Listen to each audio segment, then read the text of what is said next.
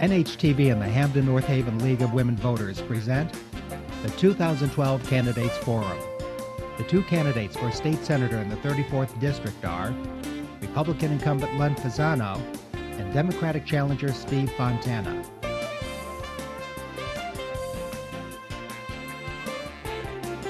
The League of Women Voters is a nonpartisan organization that encourages fair and honest debates between political candidates.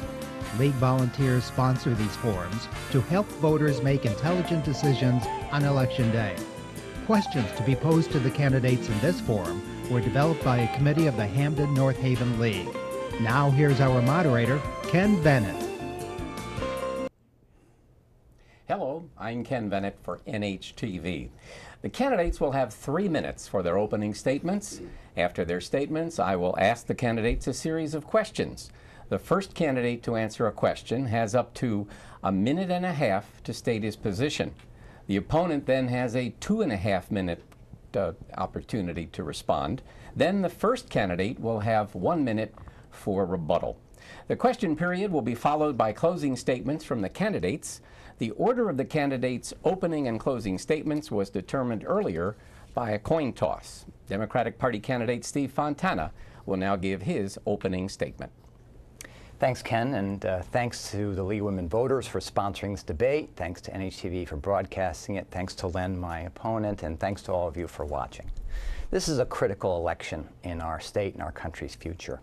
The middle class, frankly, is disappearing, and as I've gone door to door in Wallingford, East Haven, North Haven, and Durham, many people have told me they already think it's gone, that it's a few rich people and the rest of us.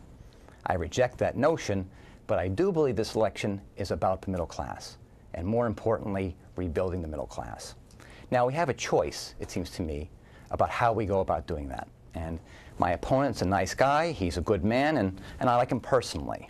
The problem is that his priorities are all wrong. He's bought into, I believe, a failed ideological philosophy that trickle-down economics is how we get out of this recession. The fact is it hasn't worked, it won't work, and it's never worked. Under trickle-down economics, the philosophy is we will douse wealthy people and corporations with money, and then they will sprinkle a little bit of it on us. I think that's wrong, and it doesn't work. What we need to do is do what works, which is investing in people and businesses and giving them the ability and opportunities to succeed. With interest rates at historic lows, we need to be investing in schools, like renovating middle school. We need to be rebuilding our roads and bridges, like the one on Spring Road. And we need to be building train stations, like the one in North Haven, which we hope to bring to town in the near future. Bottom line is there's a clear distinction between my opponent and myself as to how we proceed economically to get our economy going and get people back to work. But it's more than that. It has to do with getting things done. During my time as state representative, I was chairman of 2 committees, and I got dozens of bills passed, most of them unanimously. And I'm proud of that, as well as the amount of state tax dollars I was able to bring back to town for important projects. My opponent, unfortunately, has a different perspective. As recently as last week at our Wallingford debate, he says that he can't get anything done. If that's true, then really, and I have no reason to doubt him, then he ought to think about perhaps giving someone else a chance. I have a plan, which you can see at stevefontana.com, to get our economy going again and rebuild the middle class. I'm very proud of my record of public service in this town, on the Board of Selectmen, the Board of Finance, the Conservation Commission, as well as having been a volunteer firefighter for 9 years and having helped found the Peters Rock Association, on top, of course, of my service to you as a state representative for 14 years. I look forward to the questions and illustrating the differences between us. Thank you. Republican Party candidate Len Fasano will now give his opening statement. Ken, thank you very much. First of all, I'd like to thank you, Ken, for moderating this debate. I want to thank the League of Women Voters for hosting this debate, NHTV for filming and broadcasting, my opponent Steve Fontana for being here, and the viewers for watching this debate. You know, Connecticut is in a crisis. We have the highest taxes of a state in the nation. We just got off the largest tax increase in Connecticut's history. We raised the sales tax from 6 to 6.35. We taxed non-prescription drugs for the first time in history. We're taxing clothing under $50. We have slashed the property tax credit for people on homes by 50%. And with all that, we had a $200 million deficit last year. We're in October. We're looking at a $60 million deficit already, just 3 or 4 months into the new year. Plus, there's $100 million of Medicaid that's unfunded. So we're looking at another $200 million coming up, and we're only into October. This is not the right path. This is the wrong path. We spend too much money. Now, my opponent has indicated that my ideas don't work.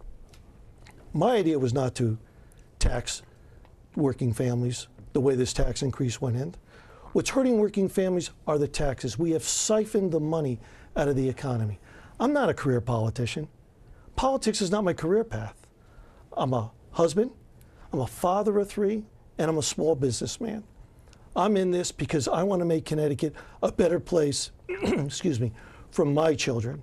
And I want my children to settle here, work here, thrive here, and raise a family. For that, I got to give them a job. I got to give jobs to all the kids that are out there trying to find a job. I got to make it a state that they can afford. I got to make home prices come down so they could live here. Without that, we don't have a generation that's going to stay in the state of Connecticut. As a small businessman, I understand what it is to run a small business. Connecticut makes it impossible to run small businesses. That's why our unemployment has reached 9%. The vision that my opponent has bought into is raising taxes and spending money. That has caused us a 9% unemployment, 8.99% unemployment. We need to get jobs for the people in our state. We need to move small businesses, which are the heartbeat of all our communities, and to do that, we got to reduce taxes, open up a job market, make it easier for businesses to thrive in the state, and change the direction we're going. That's what I stand for. That's what I'll fight for, and that's what I want to go back to Hartford and accomplish. Thank you. Our first question goes to Steve Fontana. The Supreme Court decision in the Citizens United case allows corporations and unions to make unlimited independent expenditures to influence elections. Would you support a constitutional amendment to overturn the Supreme Court's Citizens United decision? Why or why not? Well, while that issue doesn't fall squarely within the jurisdiction of a state Senate candidate or a state senator, I do support such an amendment, and I think we ought to push that kind of amendment. Corporations are not people. They're legal constructs. They can't vote, they can't raise a family, and they can't go to jail. What they can do is use their money to try to distort our political process. And the fact of the matter is that for the past 100 years, federal law has recognized the ability of our government to regulate money in our political process, and specifically corporate participation in our political process. And it worked until the Supreme Court decided to overturn that and allow a flood of corporate money into our political system. It's distorting the process, and it seems to me what we ought to be doing is doing what we did in Connecticut, which is to try to reduce the effects of special interest money by passing something like public finance reform that my opponent and I both participate in, and I believe we both voted for. It's a good idea. It's working in Connecticut. It's reducing the impact of special interest money. That's what we need to be about, and we can start by passing a constitutional amendment to outlaw or reverse Citizens United. Len Fasano? Thank you. Here's the issue as I see it as a practicing lawyer, certainly not a constitutional scholar, but what we would be doing is the first time in history of our government passing an amendment which limits individual rights expressly guaranteed by the Constitution.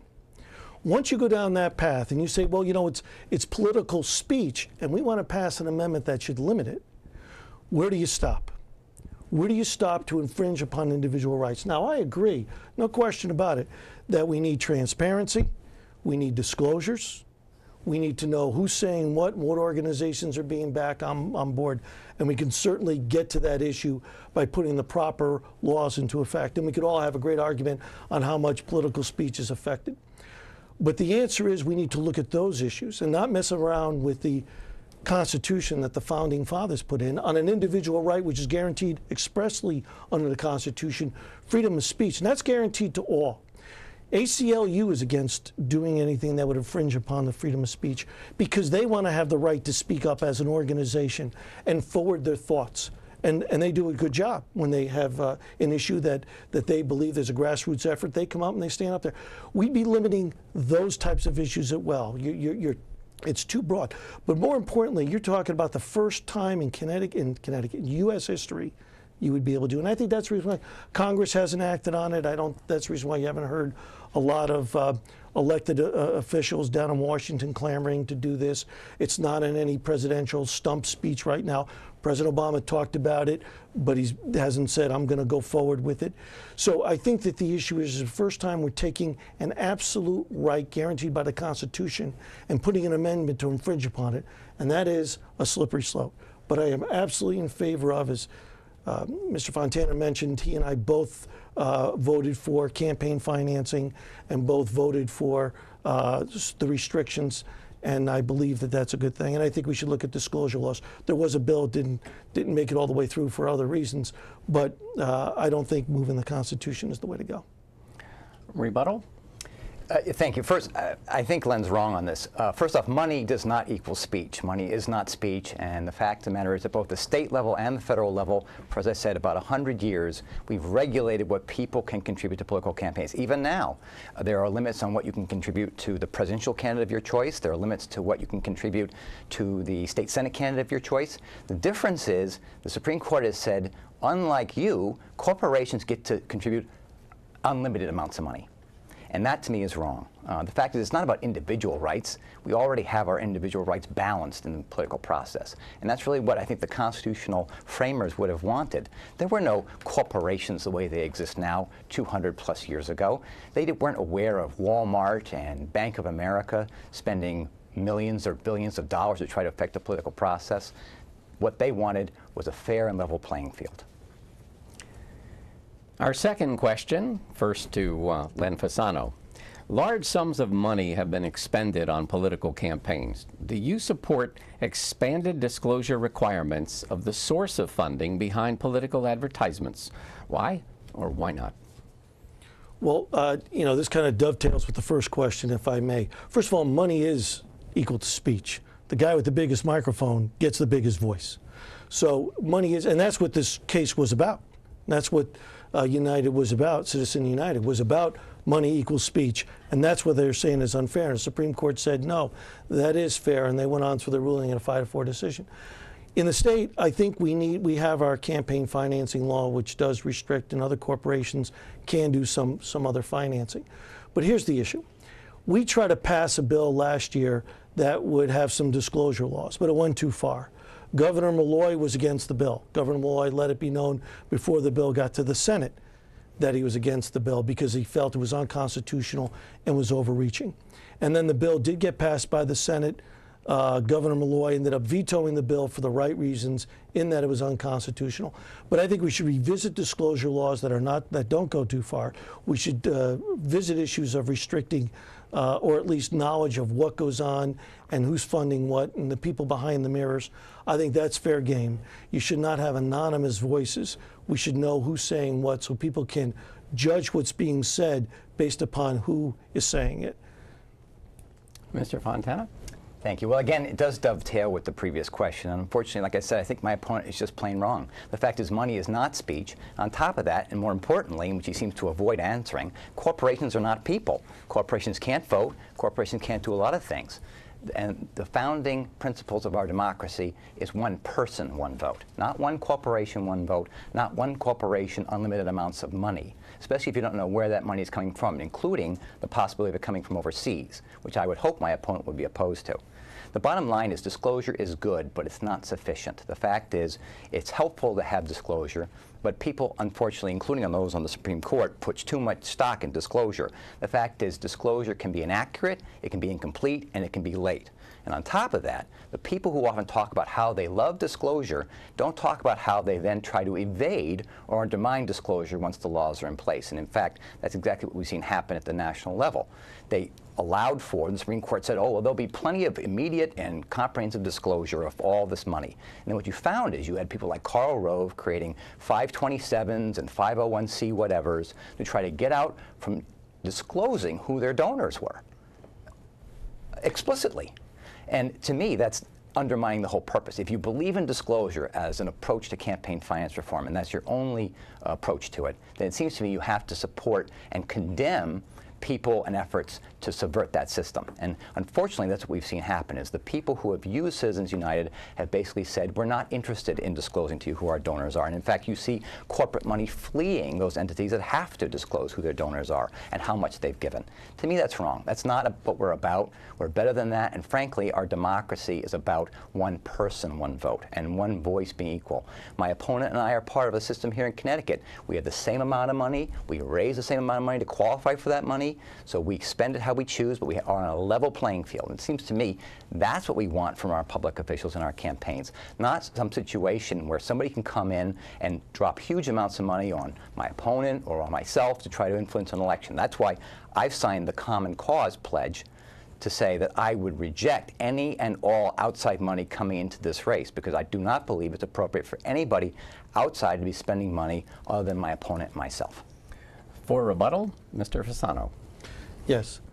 I think that, once again, money is speech. It's the biggest microphone. Number two is, as far as disclosure is concerned, that's the way you protect. You cannot say that we're going to take a constitutional amendment and we're going to say by law, you cannot speak. I know you're in favor of it, but you cannot speak. My opponent says that, you know, as far as I'm concerned, I'm just using the money that I was given in this election.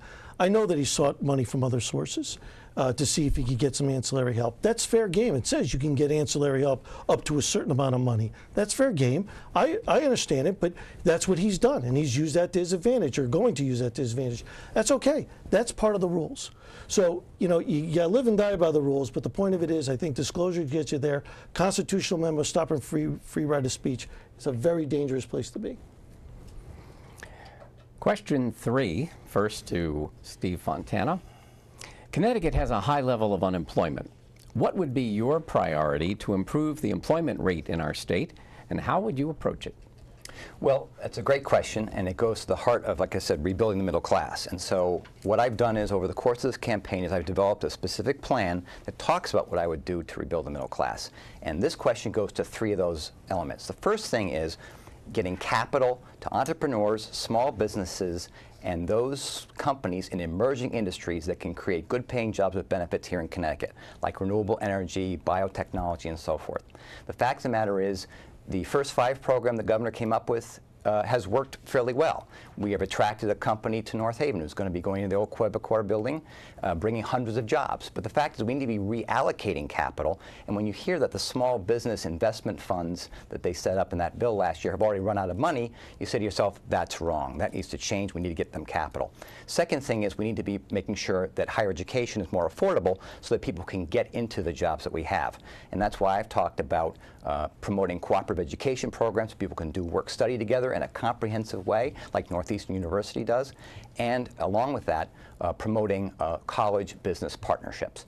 Finally, talking about how we can promote economic security for middle-class people and get discretionary income back in their hands so we can stimulate demand. I've talked on my plan about reducing energy costs and healthcare costs. Both of those things will help to reduce the burden on middle-class families and seniors and help them stimulate our economy. Mr. Fasano. Thank you. When we talk about, I agree we need to rebuild the middle class, but I have a different vision. My vision is, if you're going to rebuild the middle class, the first thing you need to do is to roll back those tax increases that we put into effect. Roll back we raised the sales tax from 6 to 6.35. That hurts seniors. That hurts working families. Roll back the tax on non-prescription drugs. Roll back the tax we put on clothing under $50. Put back the property tax. What that is going to do is put money back into the middle class and seniors that are out of money right now. Our sales tax receipts in the state are dropping, and it's dropping because people don't have money. Number 2, we need to invest in education, in particular technical schools and agricultural schools, the ag schools. We need to put money in there. I think some of the First 5 money, when we give $115 million to a hedge fund where the CEO is making $3.9 billion, we should take that $115 million and put that into our tech schools and ag schools so we could get right training for these kids who could take the high-tech jobs that are in Connecticut that some of the employers are saying, I can't find the right people. I think we need to make Connecticut more business friendly. Connecticut is not a business friendly environment. You can't look at one issue like corporate tax and say that makes it a friendly business. That's like looking at a garage and then buying the house because it's a nice garage. You need to look at, we've got personal property tax. New York doesn't have that. We've got high taxes here because we have a high sales tax. We get a high energy cost. We've got high healthcare costs. You take a look at all those things, that adds to a cost of doing business in the state. We have huge debts in this state. We're the highest indebted state in the nation. When I say highest, within the top 5. Highest indebted state in the nation. We need to address those issues. Our bond rating has been dropped, so borrowing money costs more. We have to make our state a more economical, solvent machine, and that's going to help us get money back where we need, get the economy going, and drop the unemployment rate. It's not a coincidence that after the largest tax increase in history, when it finally took effect and we felt it in this economy, our unemployment rate has been skyrocketing. It went down from 9 to 8.9, but basically it hovered around 8 for a long time, shot off to 9, and that's where it is. It's much higher than the nation. This is because this is the wrong path. For rebuttal, Mr. Fontana. Well, you've just heard an articulation of trickle-down economics, basically, which is gut the ability of the public sector to help anybody in the middle class, the disabled, seniors, students, families looking for health care, families looking to get by, and shower the wealthy and large corporations with tax cuts. The problem is, not only does it not work, but the corporations are already experiencing record profits. If you look at the profits of Anthem and the energy corporations, they're all doing very well. Why? Because we're overpaying for energy and health insurance in the state. And the fact is, what we haven't done is challenge them and put them to account for the amount of money they're making off of us. I stood up to them for years when I was chair of those committees, and I'm prepared to do that again, because that's the reason the businesses are leaving the state. Not because of taxes, but because of the cost of doing business here. Specifically with energy, we are still the highest in the country 15 years after I first got there, and we need to bring those costs down and insurance costs down. Our fourth question, first to Mr. Fasano. Commuter bus service provides mobility for many economically challenged citizens. Will you support continuance of the current bus services, and are you in favor of increasing these services?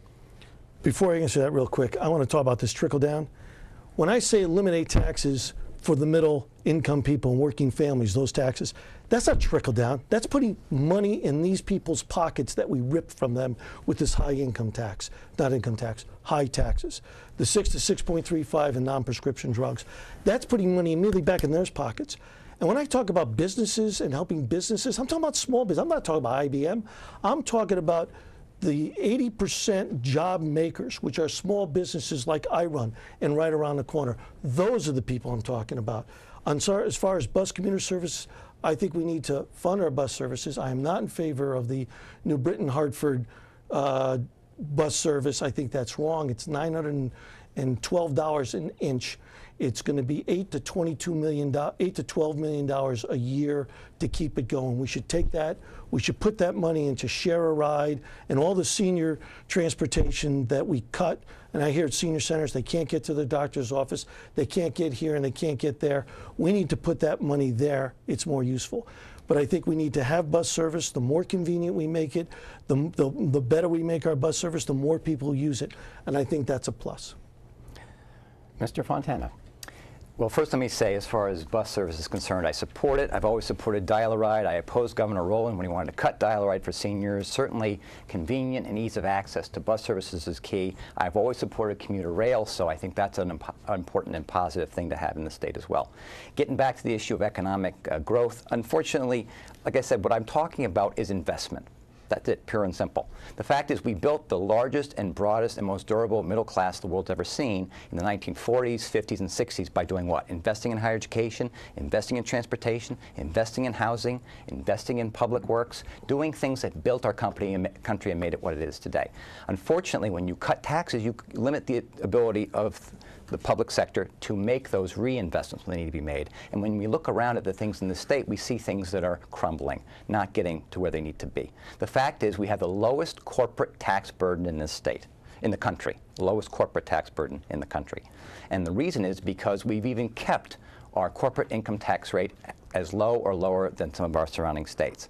Now, unfortunately, what my opponent doesn't mention is the fact that when we talk about how we're going to do these things, he doesn't talk about how maybe, in fact, he's actually been there in favor of doing things that protect the wealthiest and large corporations. Last year, for instance, when the budget came up, it was a tough budget. I didn't agree with everything that's in there, and he's partially correct. We should definitely have kept the property tax credit on the personal income tax there. But he personally voted for, and perhaps even co-sponsored, an amendment to preserve the estate and gift tax the way it was. In other words, to make sure that the wealthy, no matter what happened, will be held harmless with whatever had to get done in the budget last year. So he talks a good game, but when he comes down to it, he's always casting a vote in favor of making sure that people at the top don't end up suffering. And bottom line is, that's not what we need. That's not what this district needs. It's the wrong priorities for this district and the state. And the fact is, he's lost touch with the middle-class people in this district if he thinks that's really what they want. What they want is the investment in higher education, job creation, making seniors have a little bit easier time making ends meet, and giving families a little bit easier time to raise their families. That's what they'd like to see in their state senator. For rebuttal, Mr. Fasano. I've left out commuter rail when I spoke, and I would agree with commuter rail. I'm all for the commuter rail. I'm for the service going from New Haven up to Springfield. But I'm going to take this quick opportunity to go back to the question ago. Here's the issue. He's right. 1940s and 1950s, we did have a great middle class. But we didn't have the tax consequences we have today. We didn't have the government we have today. We didn't have the expenditures we have today. That's the problem. We passed an income tax in the 90s, early 90s, and now we did the largest tax increase even beyond that scope. We are going in the wrong direction. I know about small businesses, and I know about the middle class, and I want my kids to live here, and I want my kids to work here. And the problem is that the way we're going, we are killing this middle class. And what you heard him say is very important, big differences. He is not going to cut taxes. He is going to keep the taxes the same, if not even join the chorus of saying we have to raise taxes. I want to cut taxes. That is the stark differences between me and my opponent. We're almost halfway through our debate with our two candidates for state senator for the 34th District, Republican incumbent Len Fasano and Democratic challenger Steve Fontana. Questions in this forum were developed by a committee of the Hamden-North Haven League of Women Voters. Our fifth question will be first addressed to Mr. Fontana. The State Plan of Conservation and Development for 2013-2018 includes priority development areas. Give an example of an existing priority development area in Connecticut, and what can be done to spur development areas in other parts of our state. Thanks, Ken. I'll get to that in a second, but let me just say, first off, my opponent basically wants to cut taxes on the wealthiest among us in corporations. What I want to do is reduce the tax burden on the middle class and families, not increase it. And unfortunately, his policies have the effect of giving the hugest amount of tax cuts to the people at the very top and shifting more of the burden to the people at the bottom, and that's wrong. As far as conservation and development, I think the question sort of confuses priority development areas with enterprise zones. The State Plan of Conservation and Development talks about 6 different factors that we want to look at as a state when we talk about where we want development to go. How close are we to transportation lines? How close are we to water and sewer lines? How close are we to housing patterns and what kind of housing we need? So to talk about priority development areas, I think he'll probably agree as well, because he's somebody who we worked together on planning and development for several years. It has to do with areas where we want to see more development and areas we want to preserve or conserve from development. So if you look at the map, North Haven, for the most part, has several factors throughout town that support development. East Haven the same way. Wallingford west of 91. Durham, on the other hand, is mostly an area we want to conserve from development. Now, if we want to talk about enterprise zones, which provide tax benefits to economically distressed or blighted areas, I think those are a good thing. They've proven to be very successful, and I think we should explore those further. Certainly, like I said, North Haven is well positioned to be an area for development because of its access to the highways, the rail lines, and all the sewering and public infrastructure investment we've made over the course of generations. Mr. Fasano. I've got to go back to it, and I apologize, but I got to tell you, I don't think that it's fair for my opponent to characterize what I am saying. I am saying flat out, the largest tax increase, 6 to 6.35, we got to get rid of. Tax on non-prescription drugs, we got to get rid of. Clothing under $50, we got to get rid of. That's not wealthy cuts. That's cuts you and I have to take. We need to cut those now. It was wrong to put those in, and it's hurt our economy, and it's caused our unemployment to go up. That's just a fact. That's what I'm talking about. Number two, on plan of conservation and development, the problem I think it's a good idea in concept. What's hurt is the state is saying to North Haven, here's where you can develop, Wallingford, here's where you can develop, East Haven, Durham. And the Valley Service Road area here in North Haven has been deemed a conservation zone because it's in a floodplain. Now, part of that reason is trying to put in a sewer line to make it developable, but you can't under the plan. Both when Steve and I were up there, we fought with DEP on this issue and OPM on this issue to say you need to make a plan change. They haven't done it yet, but I think it's going to happen. But the point of it is, the plan of conservation development only works when you're talking to the towns and working with them hand in hand, as opposed to the state telling towns what to do. We have the same problem in Wallingford. Wallingford, there's an area that they deem conservation. Well, there's a sewer line that's been there, I don't know, 30 or 40 years that services an industrial park. And if we make changes to that service line in the industrial park, DEP has said, you can't do it, we're going to pull back your bond money because the sewer line's in a conservation area. That's wrong. And we had a fight with DEP that went on for almost a year. So here's the problem. I think the plan to conservation and development makes sense, but only makes sense in conjunction of working with towns and municipalities, not the state being big brother and saying, here's what you can do here, here's what you can't do here, passing it and then saying if you need to get out of it, like a variance, come see us. That's not the right mode. I think it's up to towns. They do a better job planning. The state can barely run its own books. I don't think the state should be telling towns what to do, but I think there should be a united, joint effort for it to work. Thank you. For rebuttal, Mr. Fontana. Well, the issue is I'm all in favor of cutting middle-class taxes. The difficulty is that my opponent won't tell you what he'd want to cut to pay for that. And the fact is, last year, he voted for a budget that would have cut $1 billion over 2 years out of Medicaid, which is primarily nursing home care for seniors and health care for needy kids. He doesn't like to talk about that because that's how he would have helped pay for that. But the bottom line is, if you're going to cut taxes, you got to say how you're going to pay for it. And what's always lacking is any sort of meaningful discussion or honest appraisal about what they would have to cut. And those things I don't think people appreciate. Certainly don't want to see those things cut. What will we do with seniors if we close nursing homes? What will we do if we cut kids out of health care? They have to go to the nursing homes or they have to go to the emergency rooms. That raises the cost of providing health care to them. As it is, we spend over 90% of our state budget on 6 things, basically. And what we have to do is focus on trying to be smart about how we save money, and we can do that by reducing health care costs in the state through patient-centered medical homes and other kinds of illness management. Mr. Fasano. Well, I think we're, I'm sorry, that's all right. Although I was willing to. Yeah. Mr. Fasano, we're going to go first for question 6. Yes. We're there, we right? go. Yes. Okay. Catching up with you. This is quite a spirited debate. You're doing great, Ken. The state funds charter schools, technical schools, magnet schools, and vocational agricultural schools. Do you believe the state should fund such alternatives to traditional local public education? I'm all for funding the tech schools. I'm all funding for the agricultural school and the magnet schools, and probably in priority would be the tech schools and agricultural schools because they need the money. I think I'm all for that. The magnet schools I am also in favor of. I think that the charter schools made a deal with the state, which is, hey, look, we could come in, we could do more with less. Let us operate, watch, we'll do. And they're doing a great job.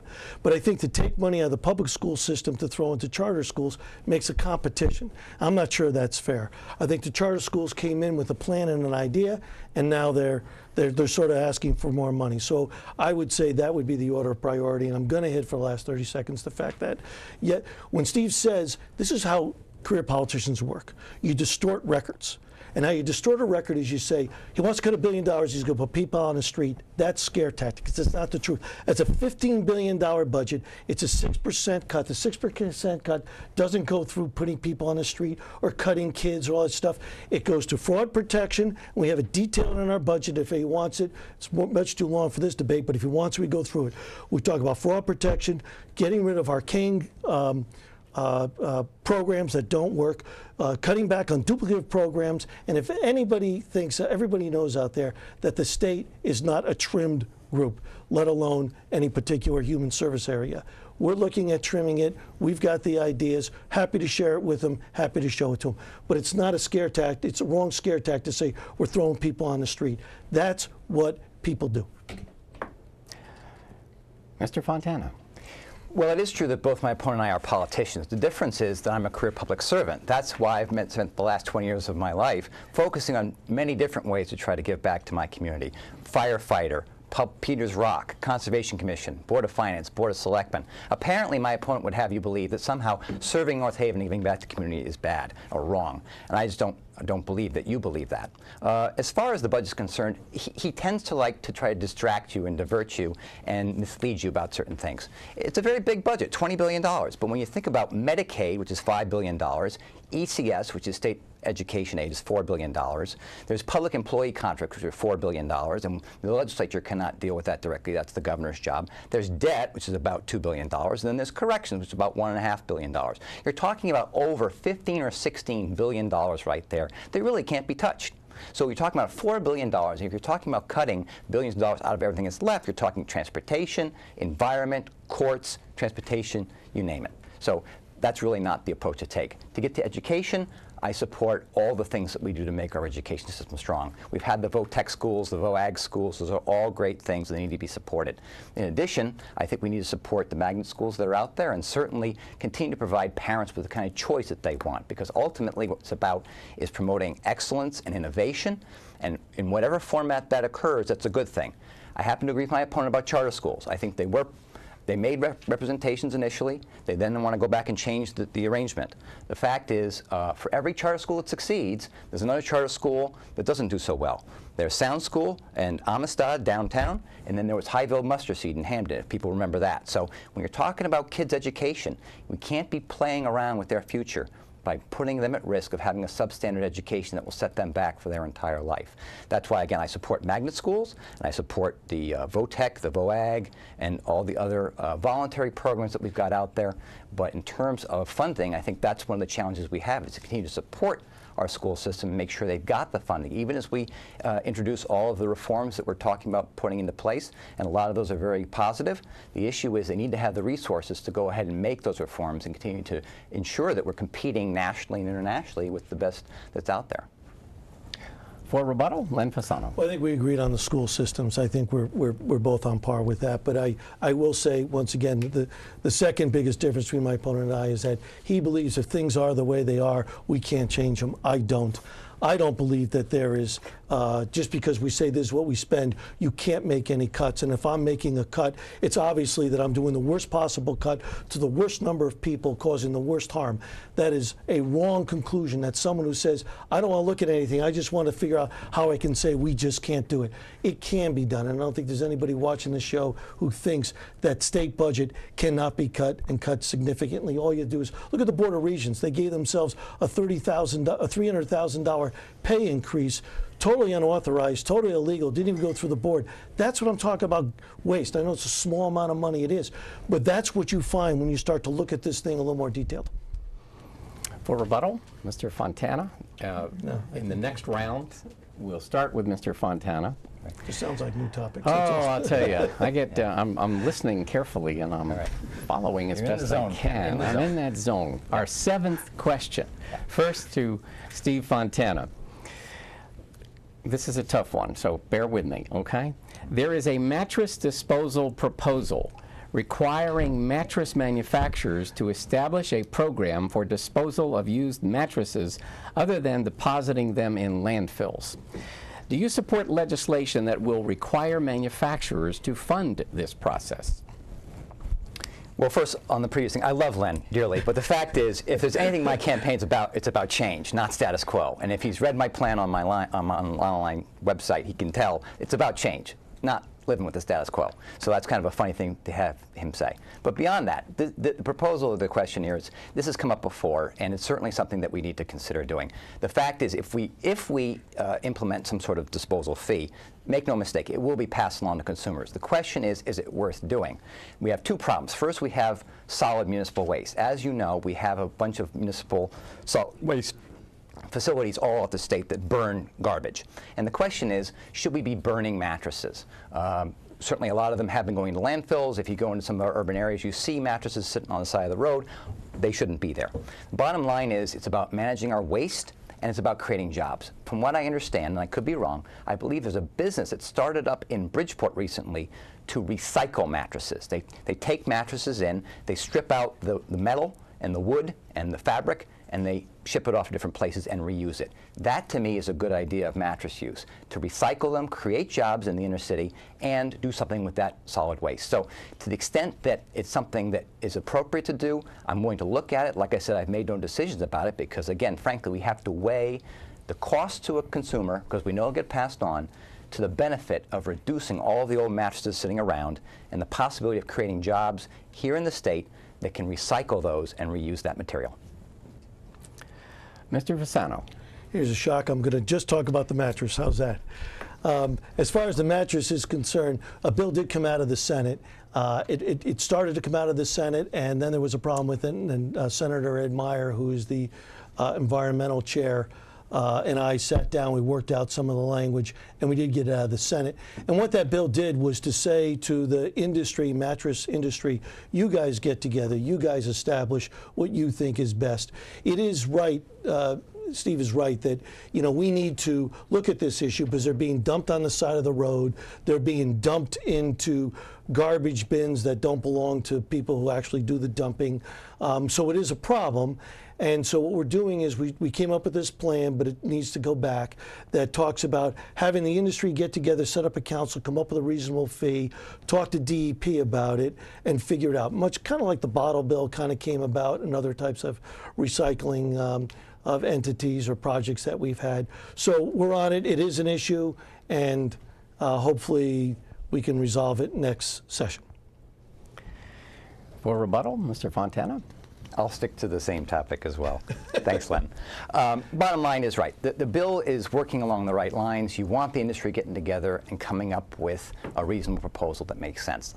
Like I said, I think it's a win-win potentially for our environment and for our economic climate if we can figure out a way to do something with this stuff. And I think long term, as we go forward, what we're going to find is the cost of raw materials is going to continue to rise. And so we're going to, I think, as a society, be doing more and more recycling, focusing on reusing the stuff that we do. And certainly, as you know, in North Haven, we lead the state, or among the leaders in the state, in the amount of material that we recycle at our recycling center, and we receive notice for that because we do such a good job of that. And certainly, like I said, we've recycled more over time. It's not just plastic, but it's glass and cardboard and electronics and so forth. So I think that's where we're headed, and I think this could be part of that. But again, the best way to try to do things is to work things out in advance with the relevant stakeholders, and then come up with something that everybody can get behind.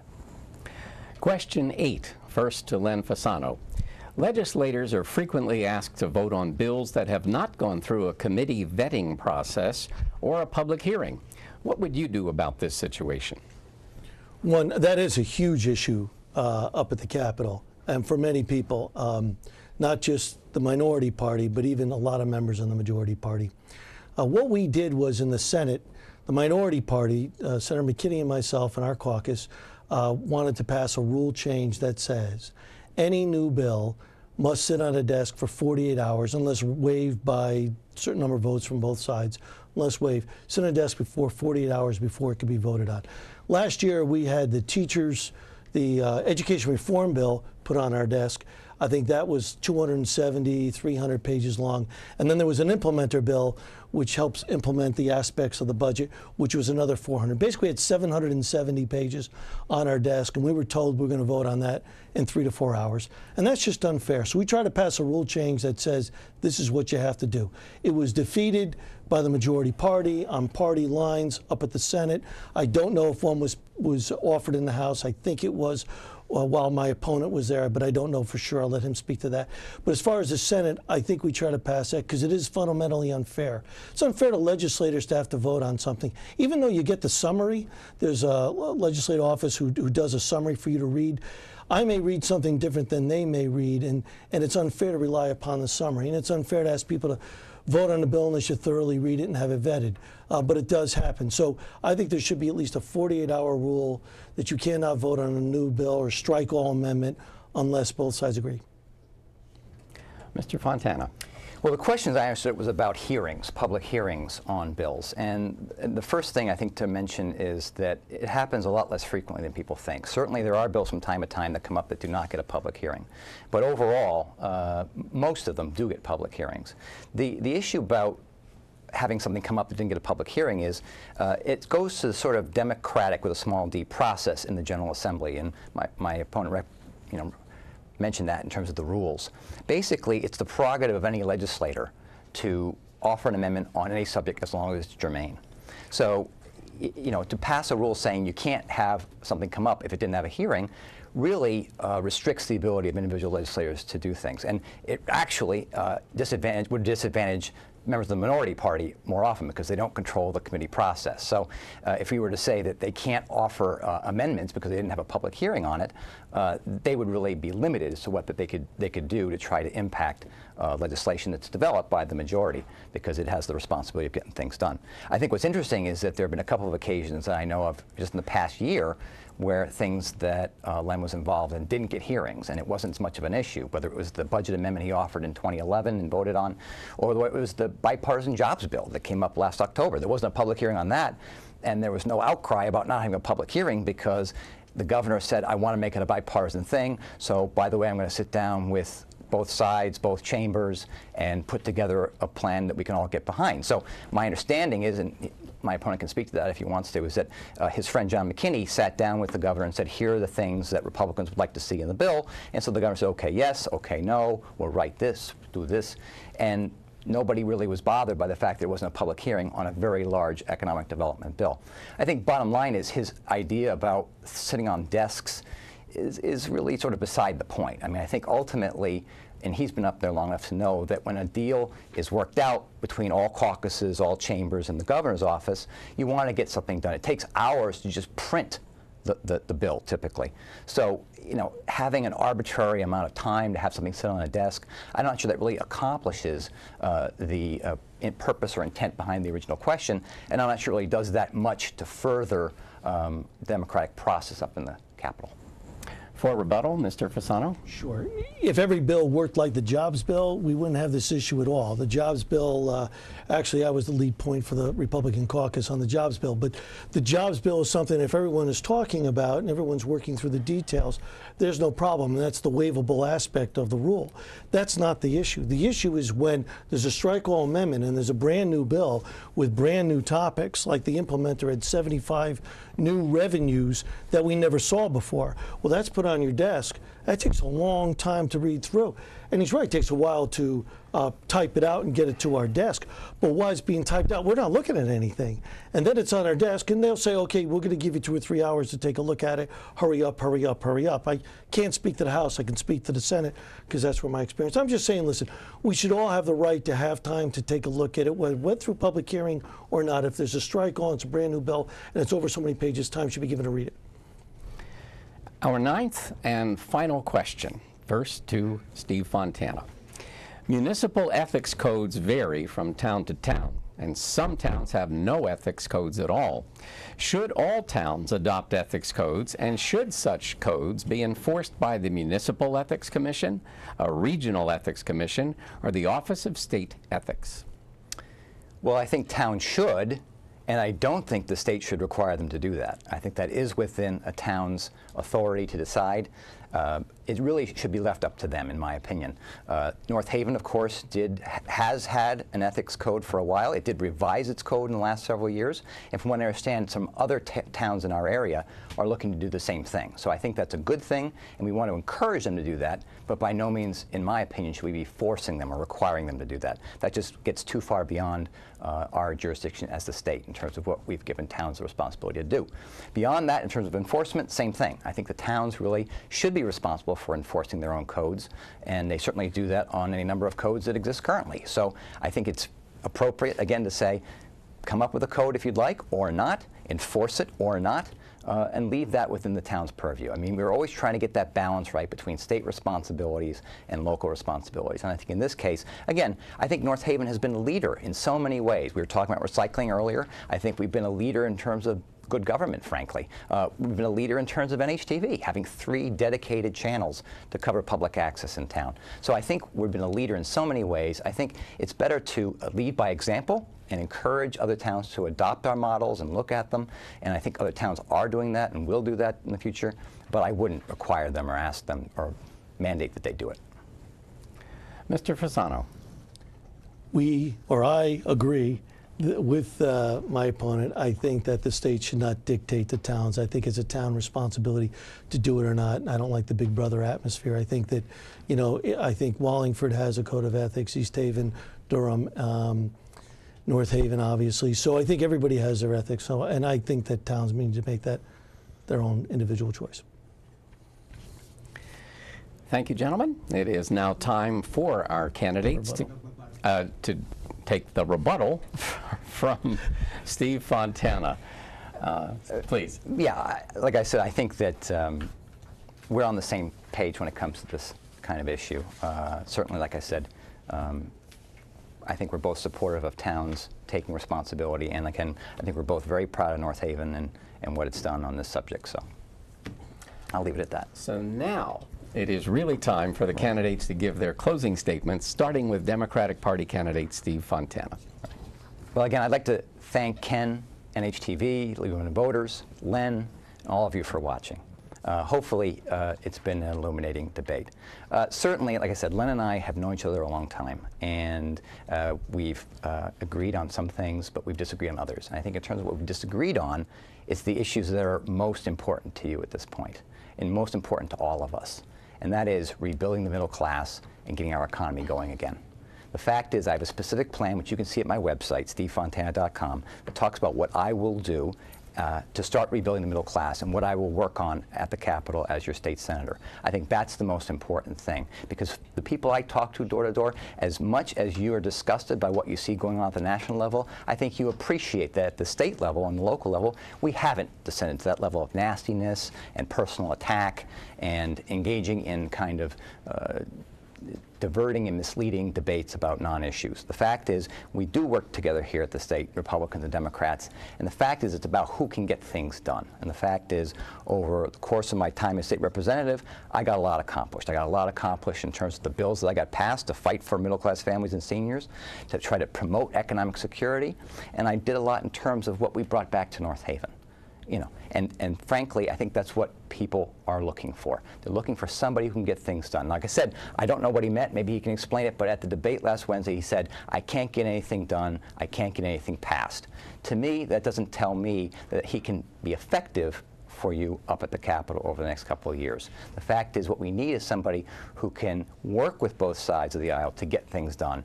And when we talk about the way things are done, in the right way and the wrong way, I think my opponent, if you gave him some truth serum, would probably agree that the way that I did things when I was a chair was the right way.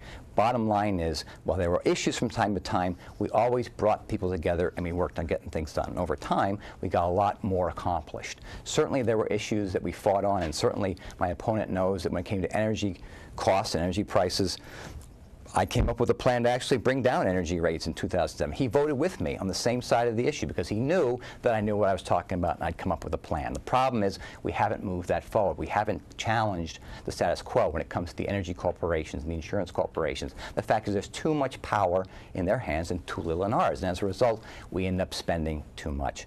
I'm proud of my career of public service to you.